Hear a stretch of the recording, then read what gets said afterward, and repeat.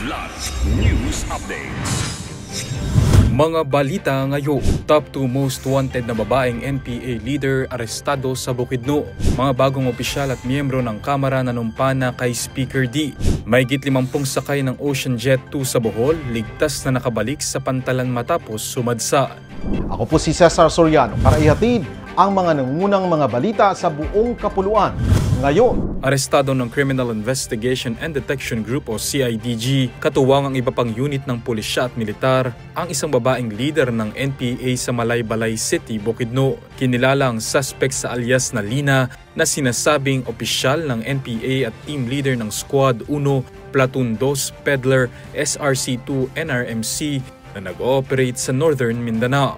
Naaresto siya sa kanyang tahanan sa Barangay San Jose noong September 21 sa bisa ng arrest warrants mula Cagayan de Oro City at Malaybalay City Courts. Si Lina ang number 2 most wanted person ng Police Regional Office 10 na nahaharap sa patong-patong na kaso gaya ng crimes against humanity, destructive arson, murder, frustrated murder at qualified trafficking in persons.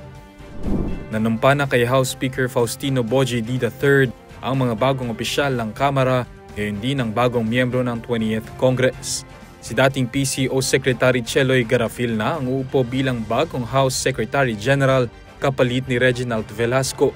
Dati rin itong nagsilbing chairperson ng Manila Economic and Cultural Office. Nanumpa na rin si retired Brigadier General Ferdinand Melchor de la Cruz bilang bagong House Sergeant at Arms. Papalitan niya sa posisyon si retired General Napoleon Taas. Samantala, formal nang inakupa ni Gabriela Parteles Representative Sara Jane Elago ang ika-64 o huling pwesto para sa party list representatives bilang pagtalima sa constitutional requirement na 20% ng House ay dapat manggaling sa party list groups. Pagkatapos ng panunumpa ni Elago ay agad niyang inihain ang unang batch ng bills na bahagi ng kanyang priority legislative agenda. Agad na nailigtas ng Coast Guard District Central Visayas o CGD-CV ang 36 na pasahero at 17 crew ng MV Ocean Jet 2 matapos itong sumadsad sa pagitan ng Lawis, Handayan Island at Barangay Nasingin, Getafe, Bohol nitong Setyembre 22.